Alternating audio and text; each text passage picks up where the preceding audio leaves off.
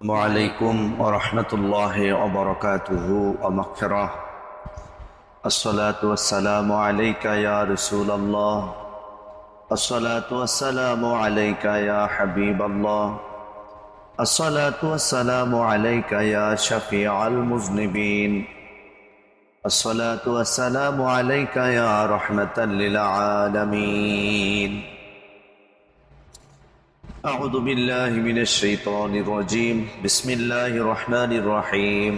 ولو أنهم إذ ظلموا أنفسهم جاءوك فاستغفروا الله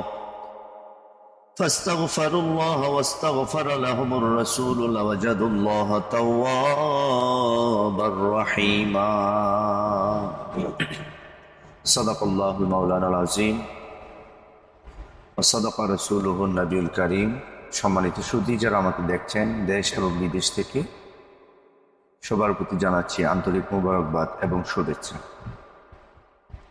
পবিত্র কুরআনুল কারীমে সূরা নিসার 64 নম্বর আয়াতে মহান রব্বুল আলামিন বলছেন, আউযু বিল্লাহি মিনাশ শাইতানির রাজীম। ওয়ালাউ আন্নাহুম ইয যালামু আনফুসাহুম জাউকা ফাস্তাগফিরুল্লাহ ওয়াস্তাগফারা লাহুমুর রাসূল লাওয়াজাদুল্লাহা তাওয়াবার রহিমা। বাংলা সরল অনুবাদ হচ্ছে, আর যদি কখনো তারা নিজেদের আত্মার প্রতি জুলুম করে, অপরাধ করে, গুনাহ দ্বারা আল্লাহর প্রতি অবদ্ধতা প্রদর্শন করে, তখন হে মাহবুব সাল্লাল্লাহু আলাইহি ওয়াসাল্লাম তারা আপনার দরবারে হাজির হয়, অতঃপর আল্লাহর নিকট ক্ষমা প্রার্থনা করে, আর রাসূল সাল্লাল্লাহু আলাইহি ওয়াসাল্লাম তাদের পক্ষে সুপারিশ করেন, তবে অবশ্যই তারা আল্লাহকে অত্যন্ত তওবা কবুলকারী ও দয়ালু হিসেবে পাবে। সুবহানাল্লাহ। এই আয়াতে শরীফের উপর ভিত্তি করে আমরা বলতে পারি, পবিত্র মদিনাতুল মুনাব্বারা তথা রওজে পাক রাসূল পাক সাল্লাল্লাহু আলাইহি ওয়াসাল্লামের রওজা মুবারক, ওই রওজা মুবারকে উপস্থিত হওয়া এটা স্বয়ং আল্লাহ তাআলার ঘোষণা। কারণ বান্দা গুনাহ করবে, এই গুনাহ মাফের জন্য মহান আল্লাহ তাআলার কাছে সরাসরি না যে আল্লাহ পাক না নিয়ে তিনি তার হাবিব সাল্লাল্লাহু আলাইহি সাল্লামের কাছে তার গুনাহগার বান্দাদেরকে হ্যান্ড ওভার করছে। আল্লাহ বলছেন, হাবিব ওয়ালাউ আন্নাহুম ইয যালামু আনফুসাহুম জাউকা, তারা যদি, অর্থাৎ আমার বান্দারা যদি গুনাহ করে আপনি রাসূল পাক সাল্লাল্লাহু আলাইহি সাল্লামের রিসালাতের মহান দরবারে উপস্থিত হয়, তাহলে এবং আপনি যদি এদের পক্ষে আমি আল্লাহর কাছে সুপারিশ করেন, তাহলে আমি আল্লাহ তাআলাকে অত্যন্ত তওবা কবুলকারী এবং দয়ালু হিসেবে পাবে। সুবহানাল্লাহ। তাহলে আল্লাহ পাকের পক্ষ থেকে মাপের অন্যতম পথ হচ্ছে, রাস্তা হচ্ছে প্রিয় নবী সাল্লাল্লাহু আলাইহি সাল্লামের কাছে যাওয়া। এই কারণে সাহাবায়ে আজমাইন রিদওয়ানুল্লাহু তাআলা আলাইহিম আজমাইন তারা যখনই কোনো বিপদে পড়তেন, মুসিবতে পড়তেন, গুনাহ করে ফেলতেন, সাথে সাথে রাসূল পাক সাল্লাল্লাহু আলাইহি সাল্লামের রিসালাতের মহান দরবারে তার উপস্থিত হতেন এবং রাসূল পাক সাল্লাল্লাহু আলাইহি সাল্লামের কাছে কান্নাকাটি করতেন। আল্লাহর হাবিব সাল্লাল্লাহু আলাইহি সাল্লাম বলতেন, যদি মাফ করে দিতেন তাহলে আল্লাহ তাআলা মাফ করে দিতেন। সুবহানাল্লাহ। অথচ ইদানিং যুগে আমরা দেখতে পাচ্ছি অনেক মৌলবী, মুন্সি, শায়েখ নামধার, তারা বলতেছে যে হজ করতে গেলে মদিনা যাওয়া লাগবে না। আরে পাগল, মক্কায় তো হজ করলি, কবুল করানো লাগবে না? সে কবুল করাতে তো নবীজি সাল্লাল্লাহু আলাইহি সাল্লামের কাছে যেতে হবে। আল্লাহ তো বলছে, ওয়ালাউ আন্নাহুম যালামু আনফুসাহুম জাউকা, হাবিব আপনার কাছে যাবে। তাহলে এখন শুধু সাহাবারে কি যাবে, আর কেউ যাবে না? আমরা কি মুসলমান না? আমরা কি নবীর উম্মত না? আমরা কি যেতে চাই না? আমাদের কি যাওয়া উচিত নয়? আমাদের তো যাওয়া উচিত। সুতরাং কোরআনের আইন বলতেছে, কোরআন বলতেছে, আল্লাহ বলতেছেন, গুনাহ করলে নবীর কাছে যাও। প্রিয় নবী সাল্লাল্লাহু আলাইহি সাল্লাম ফাস্তাগফারা লাহুমুর রাসূল, রাসূল পাক সাল্লাল্লাহু আলাইহি সাল্লাম যদি ফাস্তাগফার অর্থাৎ ক্ষমা প্রার্থনা করেন আমাদের জন্য, ওয়াস্তাগফারা লাহুমুর রাসূল লাওয়াজাদুল্লাহা তাওয়াবার রহিমা, তাহলে আল্লাহ পাক আমাদের প্রতি তওবা কবুলকারী হিসেবে আমরা ওনাকে পাবো এবং ওনার দয়া পাবো। সুতরাং আল্লাহর দয়া পেতে হলে নবীজি সাল্লাল্লাহু আলাইহি সাল্লামের রিসালাতের মহান দরবারে যেতে হবে।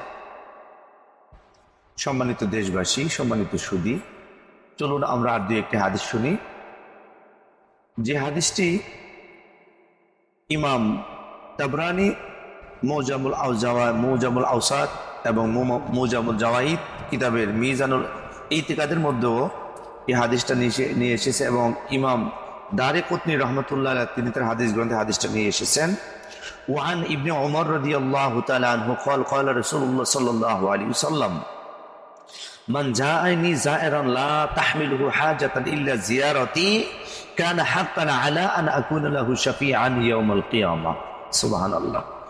সাইয়েদনা হযরত আব্দুল্লাহ ইবনে ওমর রাদিয়াল্লাহু তাআলা আনহুমা হতে বর্ণিত, রাসূল পাক সাল্লাল্লাহু আলাইহি ওয়াসাল্লাম ইরশাদ করেছেন, যে ব্যক্তি আমার জিয়ারতের উদ্দেশ্যে আসে এবং তার এই জিয়ারত ছাড়া, আমার জিয়ারত ছাড়া অন্য কোনো উদ্দেশ্য থাকে না, কিয়ামত দিবসে তার জন্য শাফাআতকারী হওয়া আমার হক, আমার উপর ওয়াজিব।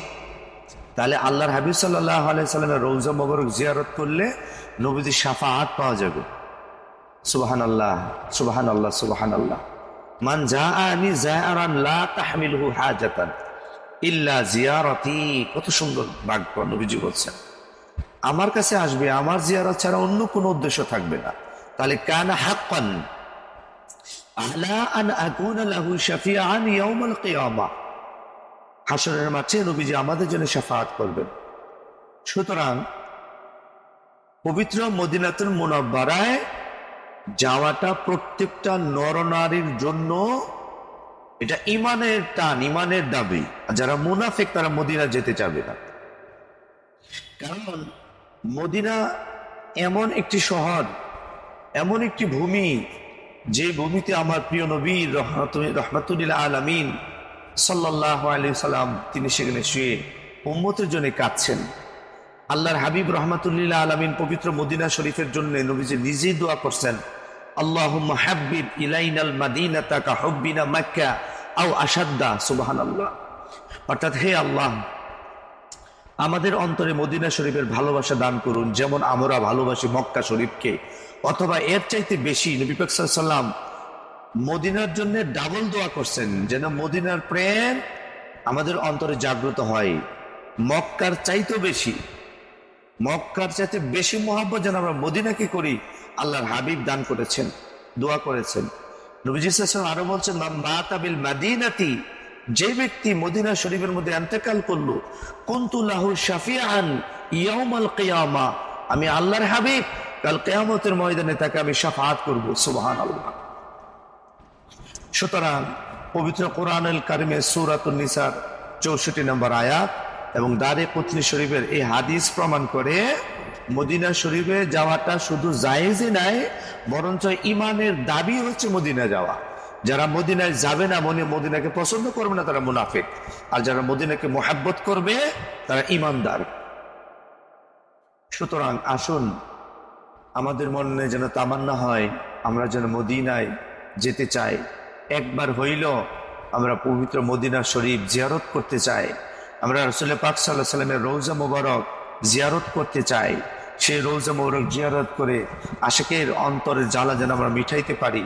আমরা সবাই যেন মদিনা শরীফের জন্য পাগল হই, মদিনা শরীফের জন্য যেন দেওয়ানা হই। কেননা মদিনা শরীফ দোয়া কবুলের স্থান, জান্নাতুল পবিত্র রিয়াজুল জান্নাহ সেখানে রয়েছে, পবিত্র রিয়াজুল জান্নাহ সেখানে রয়েছে, যেখানে দোয়া করলে দোয়া কবুল হয়। অথচ আজকে মুন্সি মৌলবীরা বলতেছে মদিনা শরীফের দোয়া কবুলের কোনো জায়গা নাই। নাউযুবিল্লাহ। আল্লাহ পাক আমাদেরকে মদিনার প্রেম, রাসূল পাক সাল্লাল্লাহু আলাইহি ওয়াসাল্লামের মুহাব্বত নিয়ে 5 ওয়াক্ত নামাজ সহ ইসলামী জিন্দেগি করার তৌফিক যেন আল্লাহ আমাদেরকে দান করেন। ওমা তৌফিকি ইল্লা বিল্লাহ। আসসালামু আলাইকুম ওয়া রাহমাতুল্লাহি ওয়া বারাকাতুহু ওয়া মাগফিরাহ।